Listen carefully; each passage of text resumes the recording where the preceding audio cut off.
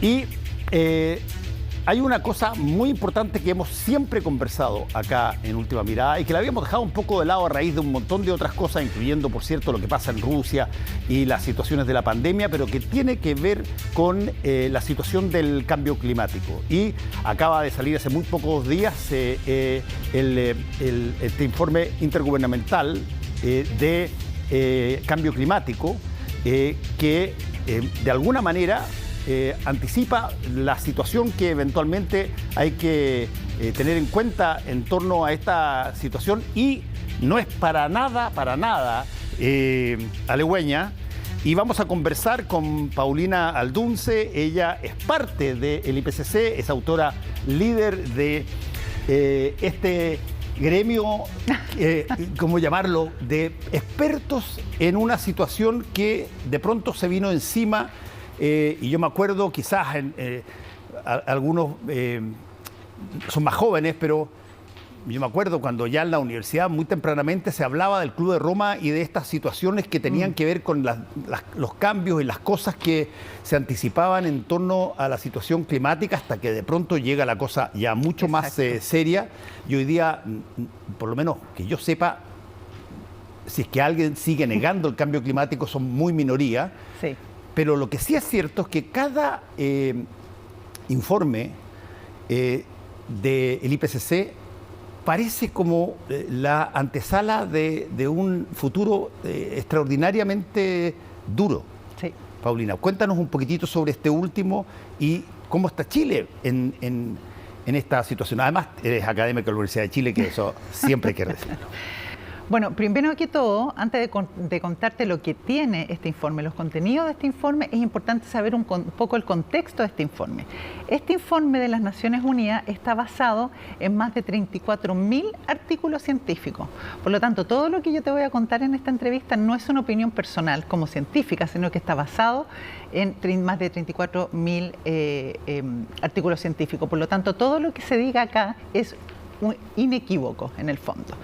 Y el principal mensaje del reporte es que el cambio climático es una real amenaza para la humanidad y para el planeta y para la naturaleza, ¿ya?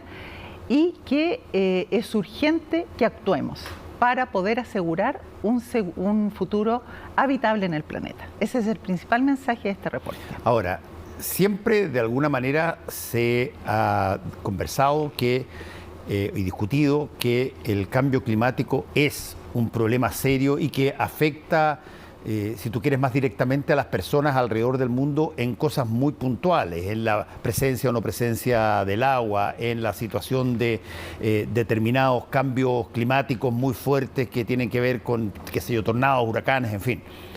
Pero tú estás yendo un poco más allá. Tú dijiste que aquí hay una posibilidad, en este informe, una posibilidad de situaciones que tengan mella y afecten sinceramente el planeta completo. Ahora, absolutamente. ¿Qué significa eso en términos prácticos? Porque los tiempos a veces se dan en décadas o en siglos. Y mucha gente dice, mira, sí, puede ser grave, pero ya para ese entonces o yo no voy a estar o va a haber un invento que va a haber solucionado el problema.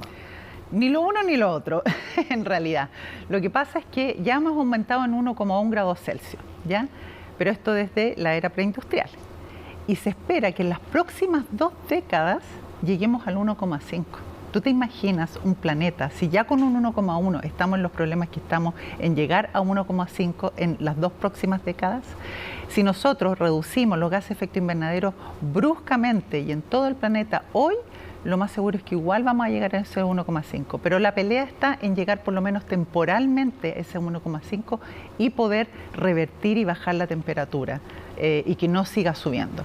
Un planeta en un 1,5 va a estar en problemas serios, va a estar en problemas serios de seguridad alimentaria, de seguridad en recursos hídricos, problemas de salud, muchos eventos extremos como inundaciones, lluvias extremas, huracanes, tormentas, sequía. Y si realmente no hacemos el esfuerzo de la reducción fuerte, vamos a superar los 2 grados Celsius.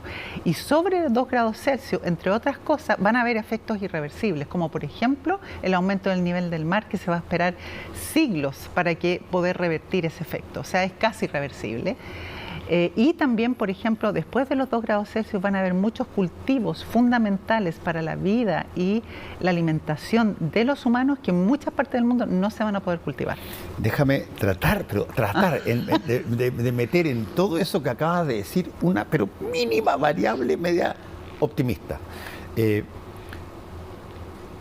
También es cierto que ha habido una preocupación en diversos países y en diversas áreas por abordar este asunto en serio. Por ejemplo, muchos países, particularmente en Europa y también en algunos estados en Estados Unidos, han tomado la decisión de que a partir de un determinado año no se acepta que se adquieran autos a combustible, sí, y que tienen que ser todos eléctricos.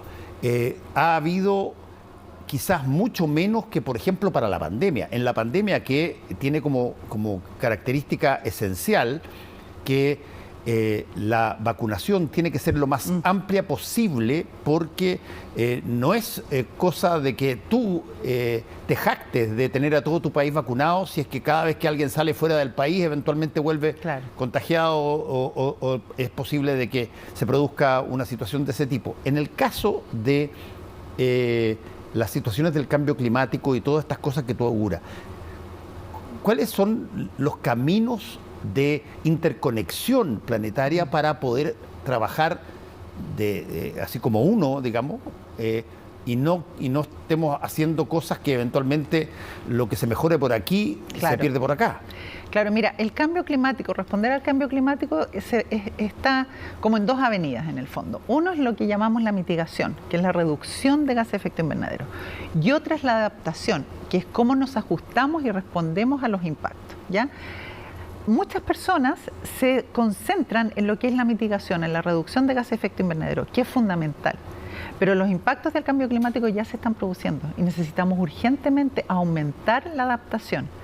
Uno de los mensajes que da el reporte es que estamos atrasados y que además, y este es un punto muy importante, la adaptación se está dando de manera inequitativa, ¿ya? Que en algunos países hay más adaptación y en otros menos, que en algunas porciones de la población hay más adaptación y en otros menos. Y adivina en qué partes de la población y en qué parte del mundo hay menos adaptación. En aquellos países donde hay mayor pobreza, por ejemplo, ¿ya?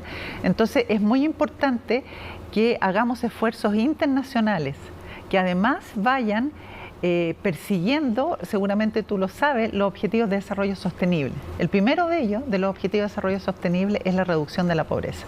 Entonces el cambio climático no se puede ver como algo aislado. El cambio climático tiene que verse como un tema transversal. Y lo que se promueve también en este informe es lo que se llama un desarrollo resiliente al clima. Es decir, que seamos capaces de salir lo mejor parado posible de este cambio climático, pero que a la vez lo persigamos de una manera resiliente.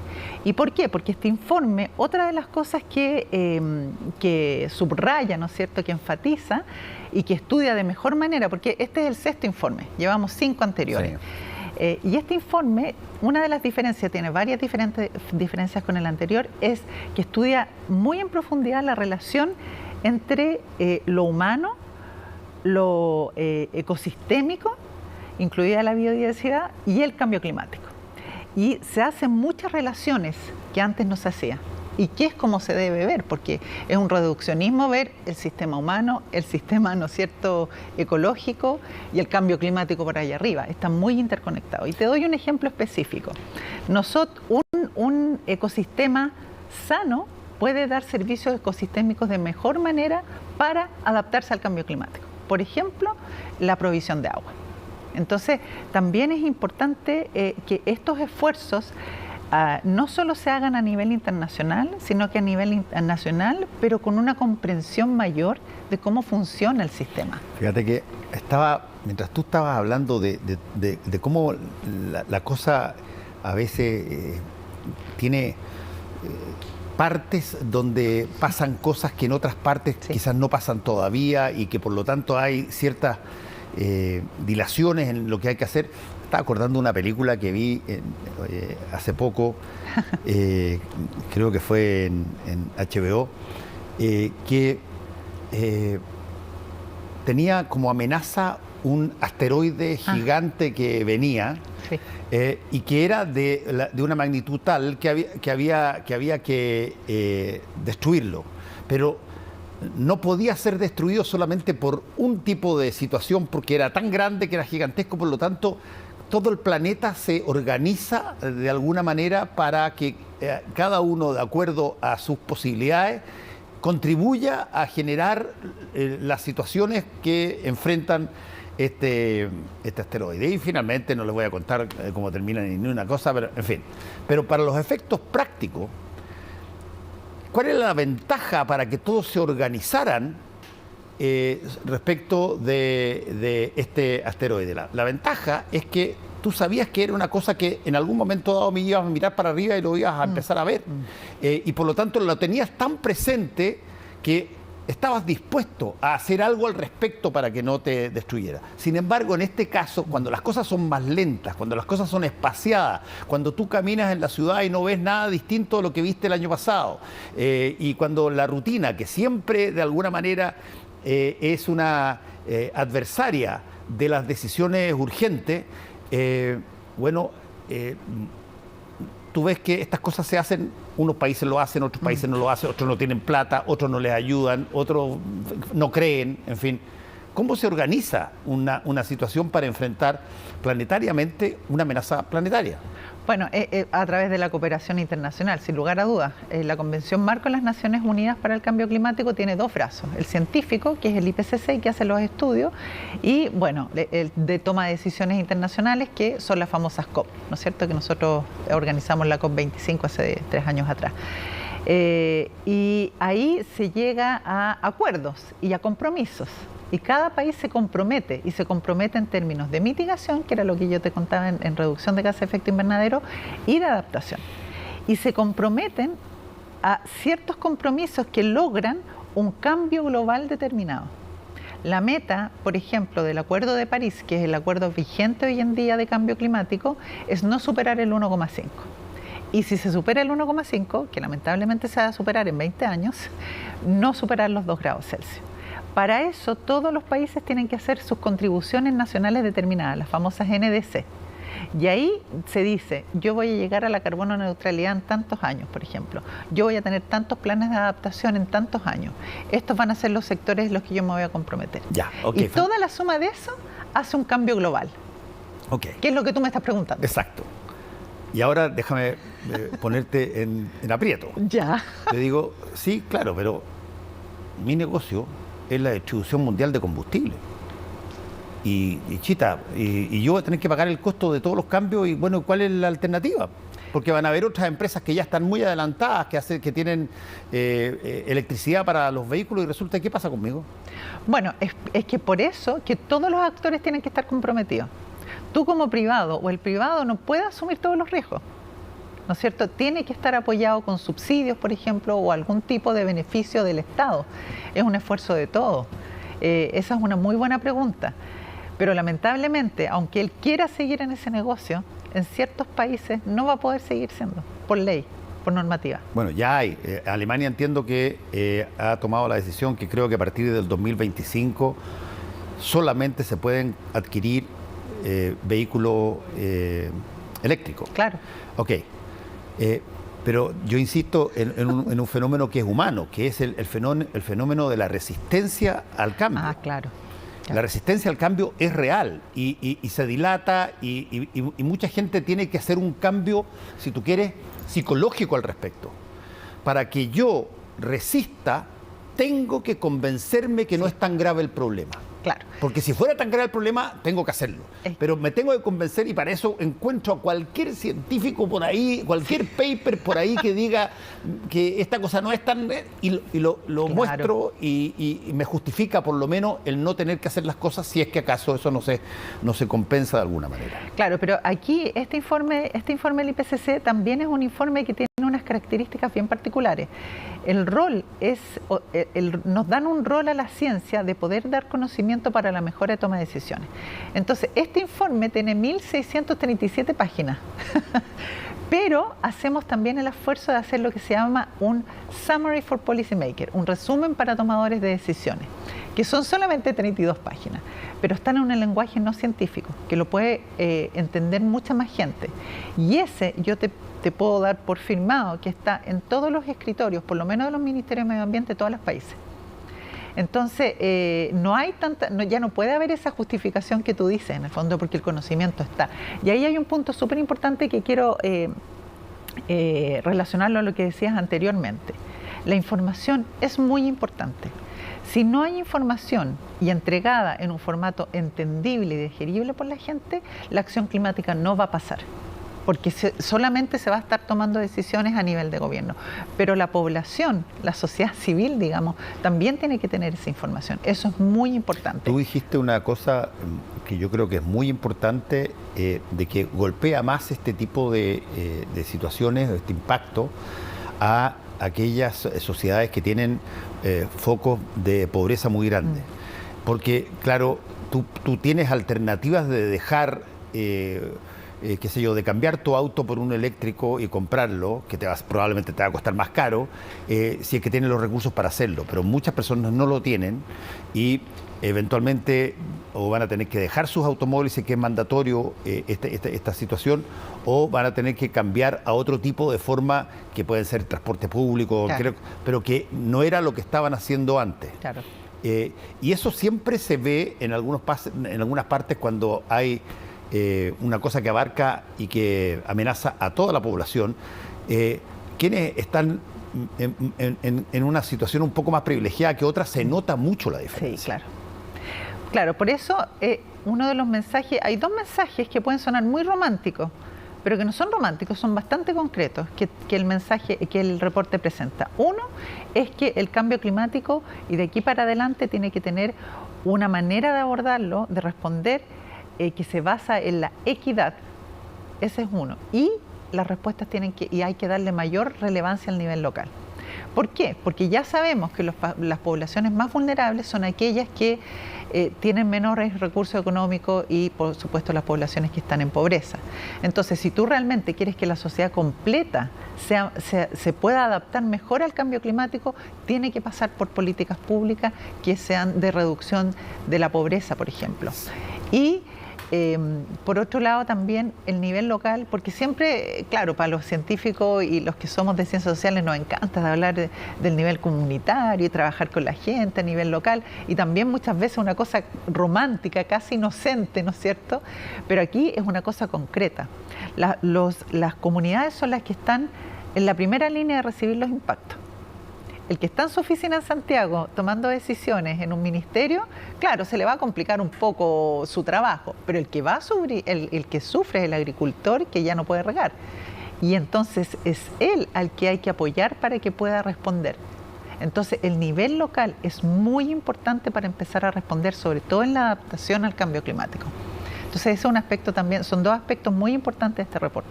Sí, es bien interesante porque uno podría hacer un parangón de esto que tú estás contando con otras situaciones donde tú tienes que estar en condiciones de cambiar tus formas de vida para poder hacer. De hecho, estamos en medio de eso a través de la pandemia, sí, en todas partes del mundo, y eso te ha obligado a ti a procesos vacunatorios, te ha obligado a ti a salir con mascarilla, a tener distanciamientos físicos, cosas que no son agradables después de un cierto tiempo. Sí, pues. Personas de una determinada edad que los limitan en términos de su movilización durante un tiempo, confinamientos, en fin.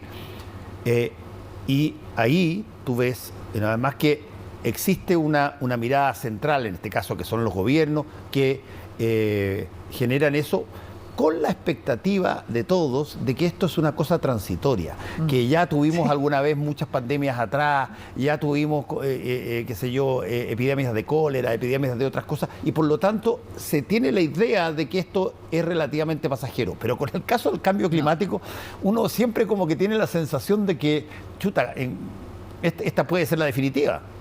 O sea, el cambio climático vino para quedarse, ya no hay vuelta atrás. Lo que pasa es que tenemos que desacelerar el cambio climático. Pero incluso si dejáramos de emitir gases de efecto invernadero hoy en el planeta, el clima sigue cambiando, porque los gases se retienen en el sistema climático, en la atmósfera.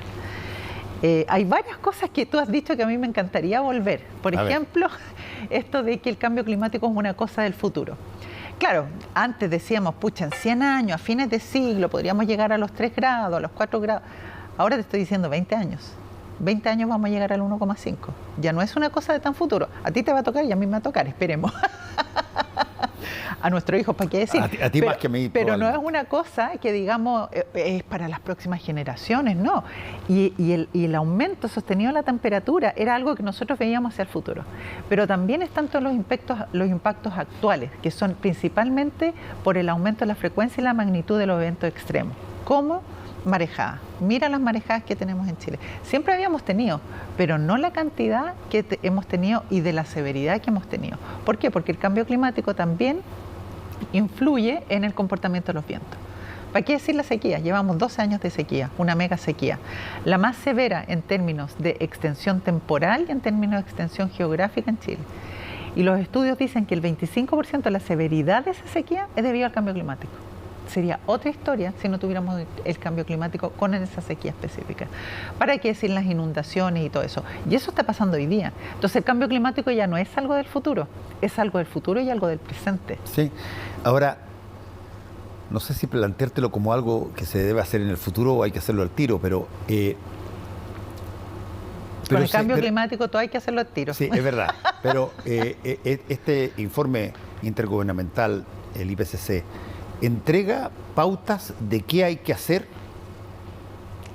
Buenísimo el punto, porque la verdad es que una de las cosas, el mensaje que yo te decía, que la humanidad está en riesgo debido al cambio climático, en la naturaleza también, y que para asegurar un futuro tenemos que actuar hoy día, el informe te da la esperanza porque te ofrece soluciones. Estudia todas las soluciones o todas las soluciones reportadas en la literatura científica con respecto a cómo adaptarse al cambio climático. Entonces también no solo habla de los impactos de la vulnerabilidad y del riesgo, sino que también habla de cómo adaptarnos. Y eso es muy importante. Ahora, ahí hay un punto, y vuelvo a hacer el parangón con la pandemia, que es bien interesante, porque no cabe la menor duda que hay montones de países que eventualmente pueden tener la conciencia muy clara respecto de lo que se viene encima y quieren cambiar su infraestructura productiva y su serie de cosas, pero para los efectos prácticos, tú lo acabas de decir, que 10, 12 países del planeta lo hagan no implica que el problema se soluciona, tal cual como siempre se ha dicho que se vacune, qué sé yo, Europa, algunos países de América Latina y Estados Unidos, pero que haya grandes posibilidades de contagio en África, en Asia, en fin. Bueno, sigue manteniendo el problema. La idea es que aquí haya una situación global de funcionar. Y nosotros últimamente, no sé si te has dado cuenta, particularmente por una invasión rusa a Ucrania, no somos dados a dejar las formas clásicas de eliminación de problemas, que son básicamente o aislar algo o aniquilarlo. Mira, me encanta que te hayas metido en eso, porque mi especialidad es la transformación, toda la teoría de la transformación que está tomando mucha fuerza en el tema de cambio climático. Einstein, para que tú te hagas un ejemplo, él ya decía, no podemos solucionar los problemas actuales pensando de la misma manera que cuando los creamos. Y se relaciona a algo que tú también dijiste antes, no nos gusta cambiar, no nos gustan los cambios. La adaptación de pequeños cambios, que se llama, ¿no es cierto?, adaptación incremental, tiene límites.